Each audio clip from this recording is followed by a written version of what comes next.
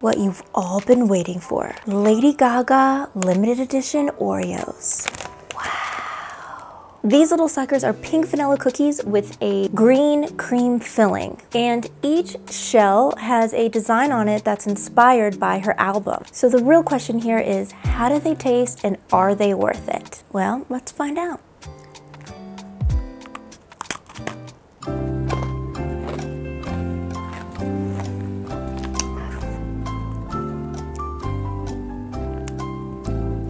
They're delicious. They don't taste like regular Oreos. They taste like those vanilla cream cookies, the butter cookies, which I actually really like. And you know what? A lot of people have been saying they've been getting stale packs of these.